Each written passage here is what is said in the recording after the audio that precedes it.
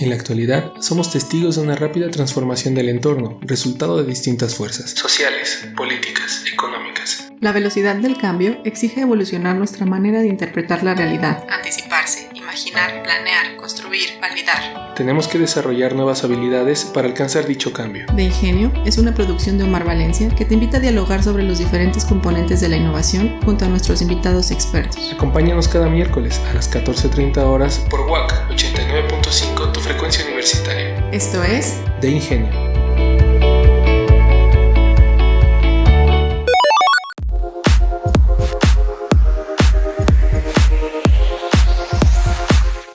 Bienvenidos a De Ingenio, muchas gracias por acompañarnos el día de hoy.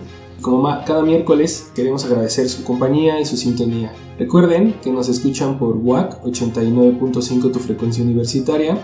También queremos recordarles que nuestra emisión en Radio FM sale los días miércoles a las 14:30 horas.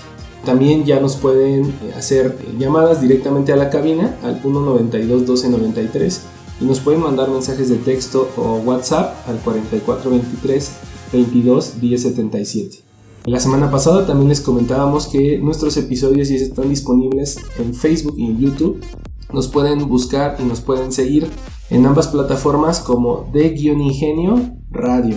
Por favor, suscríbanse a nuestra página de YouTube, a nuestro canal de YouTube para que les lleguen las notificaciones. Y en Facebook sigan nuestra página también para que se enteren de los contenidos y que estén al pendientes de las emisiones si es que las ven en un momento que no es la emisión a través del Radio FM.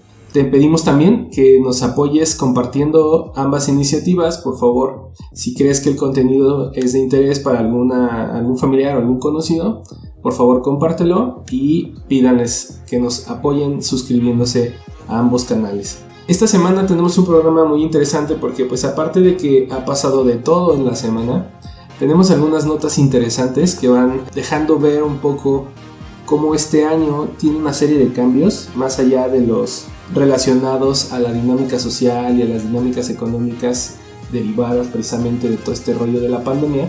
Tenemos algunos cambios interesantes que vamos a tener que considerar en nuestra realidad habitual. Uno de los principales cambios que tiene que ver es que este año las diferentes iniciativas sociales han tomado una relevancia muy importante. De hecho, han sido parte de boicots como el que podemos ver, que es una de las primeras notas que hoy vamos a platicar con ustedes. Es un boicot que se le está haciendo a la empresa Facebook. Ustedes ya lo han escuchado en el pasado. Este boicot tiene que ver con el cese de la publicidad pagada de varias empresas, lo que le está costando a la empresa más de $7,200 millones. Es una pérdida grandísima y evidentemente pues está afectándose directamente el patrimonio de su fundador, Mark Zuckerberg. Este boicot es orquestado por algunos de los principales anunciantes de la plataforma, lo cual está haciendo incluso que sus acciones en la bolsa de valores caigan de manera importante. Lograron este boicot que tuviera una reducción del 8% al cierre de las operaciones de la semana pasada, según se documenta en el semanario Business Insider. Una de las últimas marcas que apoya este boicot ha sido Coca-Cola. El boicot tiene un hashtag muy importante en Twitter y en diferentes redes sociales que es Stop Hate for Profit, que básicamente es un grupo encabezado por representantes del sector civil en Estados Unidos. El presidente ejecutivo de Coca-Cola esta semana dijo que pues, la compañía detendría todos los anuncios en redes sociales durante 30 días mientras se reconsideran las políticas tanto de la red como de la interacción de la empresa con el anunciante, con la plataforma de anuncios. Evidentemente para Coca-Cola el mensaje público es que no hay lugar para el racismo en el mundo, por lo tanto no apoyarán el racismo en redes sociales. Así que Coca-Cola hace una pausa en la publicidad pagada en todas las plataformas sociales a nivel mundial durante 30 días, lo que significa pérdidas importantísimas para empresas dedicadas a la publicidad, sobre todo electrónica. Esta campaña de Stop Hate for Profit se lanza el 19 de junio a raíz de la muerte de George Floyd a manos de agentes de policía de Minneapolis y pues ustedes recordarán una serie de protestas a nivel global, pues se les dio bastante relevancia, fue un impacto global en diferentes estados de la Unión Americana y pues básicamente este golpe también se le atribuyen ahorita tintes políticos, sobre todo por el asunto de las elecciones norteamericanas. En una publicación, el presidente de Estados Unidos, Donald Trump, escribió que cuando comienza el saqueo comienzan los disparos y se refirió a los manifestantes como matones, lo cual ha venido a elevar todavía toda esta situación en términos de gravedad. Y pues muchas de las grandes empresas hoy en día están queriendo tomar distancia respecto a toda esta polémica. Marcas como Unilever, Hershey's, North Face, Verizon y muchas otras son las que están respaldando esta iniciativa, haciendo pausa a la publicidad pagada en Facebook y otras redes sociales del mismo grupo. Esta presión parece funcionar porque el viernes Mark Zuckerberg anunció que la compañía etiquetará las publicaciones de interés periodístico de políticos que rompan sus reglas sobre un discurso de odio o el discurso sobre violencia. Un cambio significativo debido a que ahora el lector podrá identificar el tinte que tendrá cada uno de los artículos y decidir si decide abrirlo y leer el contenido, o en este caso dejarlo pasar del newsfeed de la plataforma. Es importantísima esta nota breve porque es importantísima porque nos deja muy claro cómo a través de la organización civil, a través de alinear los intereses de las comunidades, pues podemos lograr efectos importantes, sobre todo en empresas de talla mundial. Ninguna empresa va a querer asociarse a iniciativas racistas o de discriminación en términos públicos, ¿no? Definitivamente no es un mensaje que les convenga.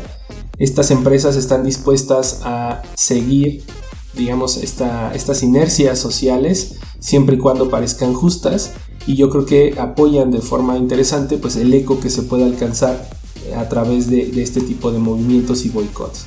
Entonces por ahí vamos a seguir de cerca esta información, ya que es interesante. Lamentablemente esta iniciativa surge pues en Estados Unidos y todavía tenemos en espera situaciones similares en México. Todavía también hay un caso de discriminación y negligencia también aquí en México, al cual tampoco se le ha dado mucho espacio ni mucho seguimiento, y que bueno, esperamos que en un futuro este tipo de iniciativas puedan tener el alcance suficiente, al menos dentro de nuestro país, como para lograr efectos pues positivos para todos los involucrados en este tipo de situaciones complicadas.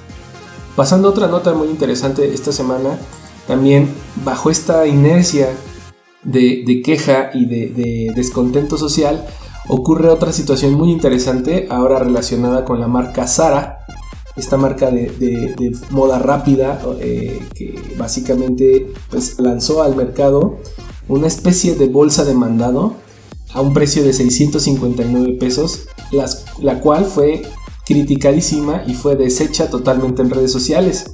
Y derivado de esta iniciativa o de este descontento, pues el grupo Inditex, que es la compañía matriz de la marca española Zara, decide quitar de la tienda en línea en México pues el producto. Este producto básicamente sigue en venta en la plataforma europea, en la plataforma de Zara España. Y bueno, pues le ha llovido de todo a la empresa. Algunos comentarios apuntan a una apropiación cultural, ¿no?, del concepto de bolsa de mandado, y que bueno, pues es convertido en un producto que aparte de todo pues se vende mucho más caro de lo que se venden las bolsas de mandado regularmente, que cuestan menos de 100 pesos en el mercado nacional. Entonces pues prácticamente se está vendiendo a 6 veces su precio. Y pues lo lamentable es que en México, que a lo mejor esto es moda en otro país o lo ven un tanto, digamos, interesante, ¿no?, como un producto ahí cultural mexicano, pero dentro de México lo increíble es que hay gente que lo compró. El producto se denominó Bolso Shopper y bueno, básicamente es un bolso inspirado en las bolsas de yute, ¿no?, que tiene prácticamente unas medidas de 34 por 35 por 18 centímetros y pues no tiene ninguna diferencia con una bolsa convencional, salvo pues algunos elementos ahí distintivos como lo son su asa de plástico y demás, pero en general pues es muy similar a una bolsa convencional, como se le suele denominar a las bolsas de mandado, ¿no? Así yo la conozco y yo creo que muchos de ustedes las han visto hoy, si no es que las han usado. Bien, en la plataforma de Zara España la bolsa se vende en 22,95 euros, prácticamente al tipo de cambio, unos 589 pesos mexicanos. evidentemente bastante más cara de lo que costaría una bolsa, digamos, tradicional. Zara ha estado involucrada en varias ocasiones con este tipo de estrategias. Se le ha acusado por plagiar diseños chiapanecos. También a nivel Europa se le acusó de lanzar unas camisas con motivos similares a los trajes rayados que se usaban por los judíos presos en los campos de concentración durante el Holocausto, lo cual también desagradó muchísimo a algunos sectores de la población europea. Y bueno, pues siempre ha estado involucrada en este tipo de estrategias. Desde mi punto de vista, Zara ha sido una empresa que ha logrado capitalizar este concepto de moda rápida, de moda desechable, lamentablemente muy bien, o sea, muy bien para ellos. Lo han hecho un negocio internacional y han logrado entrar a mercados como el nuestro, en donde pues evidentemente hay un conflicto muy severo relacionado a las tallas, a la durabilidad de los materiales. Y pues es un efecto de esta globalización en donde lo interesante es promover y vender los productos nuevos, dejando de lado productos que todavía de alguna forma tienen vida útil, pero ya no están en el escaparate principal, por lo tanto pues ya no son tendencia, ya no son moda, y prácticamente empresas como Zara pues se dedican a este cambio constante en sus aparadores, tratando de motivar siempre este consumo, ¿no? Por lo nuevo, por lo diferente, por lo atractivo, y deja de lado la función de muchos de estos objetos que pues pasan a tener una vida útil efímera, ¿no? Desde calzado, accesorios, ropa y demás, pues ahora siguen mucho esta tendencia de ser productos que te deben de durar unos cuantos meses mientras sean moda, mientras sean tendencia. Y bueno, YouTube está plagado de videos que cuestionan la calidad de estos productos. Yo creo que muchos de ustedes o quienes alguna vez hayamos comprado algún producto en la tienda, pues nos vamos a dar cuenta que no precisamente tiene la mejor durabilidad o la mejor resistencia, digamos, al uso cotidiano. Entonces, yo creo que es importante tenerlo en mente porque pues este tipo de situaciones relacionadas con la propiedad intelectual y que lamentablemente tienen que ver con la falta de registro de esa propiedad intelectual van a seguir ocurriendo en México. Ya nos pasó, también hubo toda una polémica con una diseñadora francesa que venía a utilizar motivos artesanales locales y que con eso hizo una colección de vestimenta. Y bueno, miren, yo creo que como siempre el error es aquellos que lo consumen, ¿no? Y de aquellos que no se dan cuenta que muchas de estas interpretaciones pues son legales. O sea, es algo que he discutido en diferentes escenarios, en diferentes foros, porque pues si bien no es correcto plagiar los motivos artesanales o culturales de una comunidad, no es correcto, digamos, lucrar con el patrimonio cultural de estas comunidades, pues lamentablemente toda la parte gráfica y toda la parte de colores y patrones de líneas y demás que involucran en sus, digamos, expresiones artísticas, pues no son exclusivas, y si se pretendiera que fueran exclusivas, tendría que hacerse el proceso tal cual lo hace cualquier otra empresa de registro de propiedad industrial. Entonces yo creo que ahí hay una ventana de oportunidad en donde pues expertos en el tema, iniciativas públicas por parte de los diferentes gobiernos, pues sí podrían tratar de apoyar a las comunidades con asesoría, con seguimiento para el registro de algunos de estos elementos patrimoniales, ¿no? Existen algunas alternativas interesantes dentro de la ley que consideran, digamos, estos rasgos culturales y patrimoniales. Se le puede dar una especie de tinte legal para que pues puedan ser al menos reconocidos los autores, que en muchas de las ocasiones pues sería lo importante, ¿no? El reconocimiento más que la limitante de venta o de producción. Entonces dejamos el tema hasta aquí. Será importante también seguir un poco de cerca esta situación, porque bueno, también se rumoraba que varias veces en el pasado ha habido otras empresas que han lanzado campañas inspiradas en la bolsa de yute y que también han sido un éxito, ¿no? Por ahí ustedes recordarán una serie de bolsas que tenían los rostros de Frida Kahlo y demás, y que fueron populares en Nueva York y en algunas pasarelas de moda muy importantes en el mundo, y que bueno, de nuevo, no se les dio el espacio suficiente como para cuestionar o como para identificar si realmente se estaba perjudicando el interés de alguna comunidad en específico. Pero reitero, mientras no se tengan los registros de propiedad necesarios, muchos de estos esfuerzos y muchas de estas iniciativas lamentablemente no pueden ser protegidas y no pueden ser respaldadas. Entonces yo creo que debemos de empezar a estimular esta cultura por la propiedad y por el registro de los diferentes tipos de propiedad industrial que se pueden proteger en México, y pues no descartar que las comunidades indígenas o que los pequeños grupos sociales también deben de hacerse responsables de estos registros si es que quieren evitar o limitar el plagio o el uso indebido de sus motivos patrimoniales y culturales, ¿no? Entonces, bueno, vamos a también a cambiar de tema. Es importante que manden sus comentarios, sus ideas. Ahora, esto nos da pie a platicar también en esta emisión sobre lo que está ocurriendo con el comercio electrónico. Hemos hablado sobre el tema en los últimos episodios. Ustedes han tenido oportunidad por ahí de escucharnos en términos de lo que está ocurriendo en este sector y lo rápido que ha crecido. Ahora se acaba de lanzar un estudio a través del boletín electrónico de la revista Forbes. Se hace un estudio denominado Tercer Reporte sobre el impacto del COVID-19 en la venta online en México. Esto lo elabora la Asociación Mexicana de Ventas Online y está comunicando datos muy interesantes de este sector. Hoy en día, 7 de cada 10 compradores mexicanos perciben mayor seguridad a la hora de comprar productos y servicios por internet, cosa que en el pasado no era así de elevado la cantidad de personas que confiaban en el proceso de compra en línea. Después de estos 3 meses de cuarentena, muchos consumidores mexicanos han tenido que acudir a las ventas en línea por necesidad. Algunos han comprado más, es decir, han incrementado sus compras de lo que habitualmente hacían antes de la pandemia. Y para un sector en específico, la pandemia ha significado la oportunidad ideal para romper el miedo de comprar y para intentarlo. Como siempre, hay que hacerlo con las debidas precauciones, hay que hacerlo en sitios seguros, hay que saber qué información es solicitada por una compra en línea y qué información no debe de ser compartida, o si se hace la compra tiene que cuidarse, el contexto en el que estas compras se desarrollan.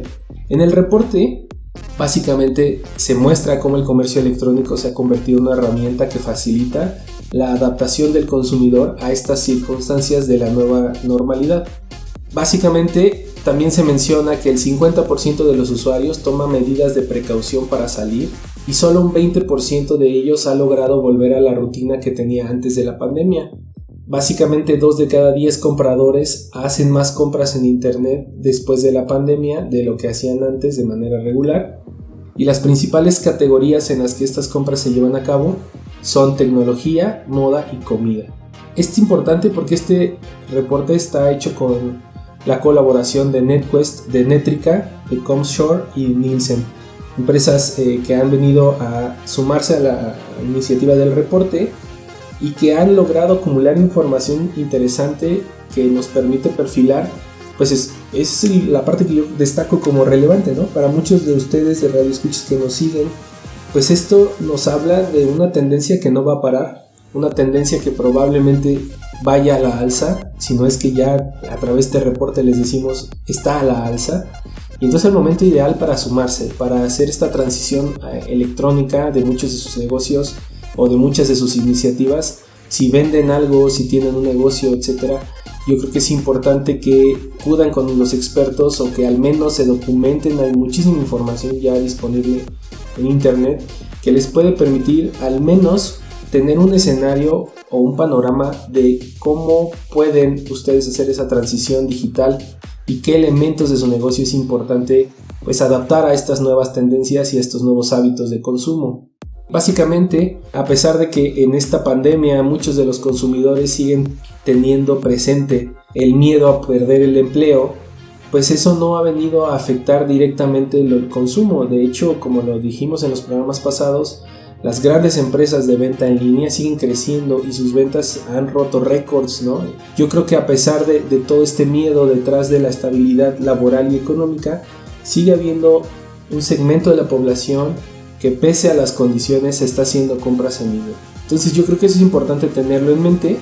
Algunos de los datos adicionales que queremos compartir ahorita con ustedes tienen que ver con que 4 de cada 10 mexicanos piensan gastar más durante la pandemia, o sea, cosa que viene a estar opuesta totalmente a lo que podríamos considerar, y que básicamente esta proporción de incremento pues va a ser significativa, ya que 2 de cada 10 compradores piensan hacer el total de sus compras por internet durante la pandemia. Eso es también significativo.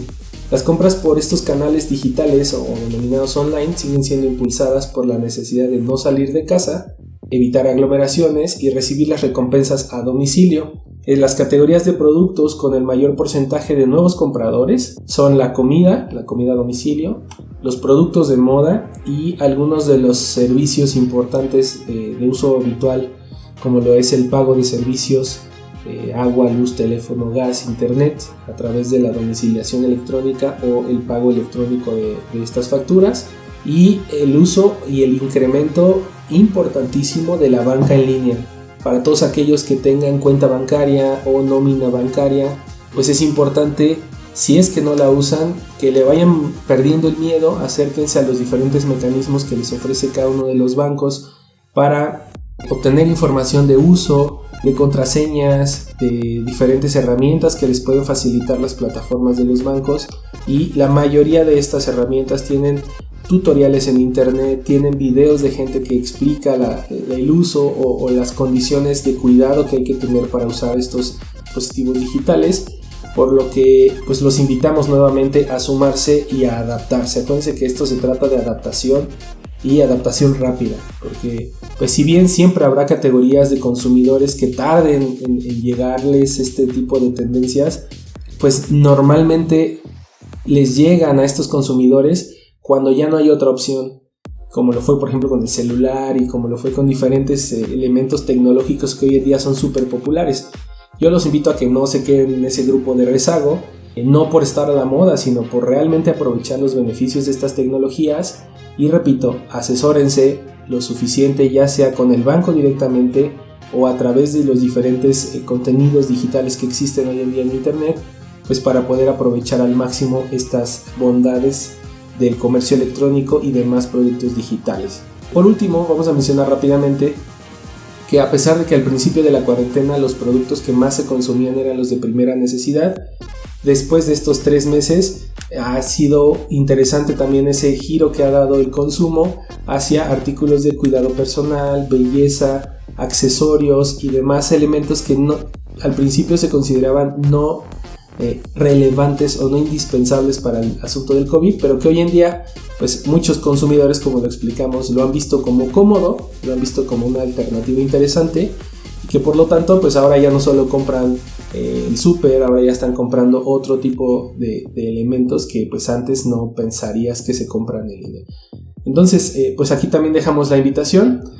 Bien, otro de los datos que tiene que ver con esta familia de notas que escogimos hoy para ustedes tiene que ver con que hoy en día México se aproxima a tener un smartphone por habitante. Esto es muy interesante y este número también yo creo que van a encontrarle relevancia después de escuchar la nota. Básicamente hoy en día existen en México alrededor de 112 millones de teléfonos inteligentes y la cifra crece a diario. Lo interesante, según los datos de la Encuesta Nacional de Dinámica Demográfica del INEGI, es que existen más de 125 millones de personas hoy en México, de las cuales 51.1 personas son mujeres y 48.9% son hombres. De estas cifras, insisto, consideren que ya existen 112 millones de teléfonos inteligentes. Por lo tanto, la cantidad de teléfonos está acercándose día a día a llegar a esa paridad. Ahora, no se trata de equipos baratos o de gama baja. Se trata de equipos que en promedio, según el estudio, rebasan los 6,000 pesos de valor. De hecho, 6 de cada 10 de estos equipos ya se considerarían de gama alta o gama media por el tipo de procesador que tienen, la memoria, las cámaras, etc. Y esto es algo bien interesante porque en el reporte denominado Ecosistema Comparativo de Smartphones, en los primeros 3 meses de este año, la empresa que hace el estudio de CIU registra un dinamismo y una configuración interesante de estos dispositivos. En el informe se detallan que estos teléfonos que se vendieron en México, del total de teléfonos que se vendieron en el primer trimestre de 2020, 90.5% de ellos se consideran smartphones.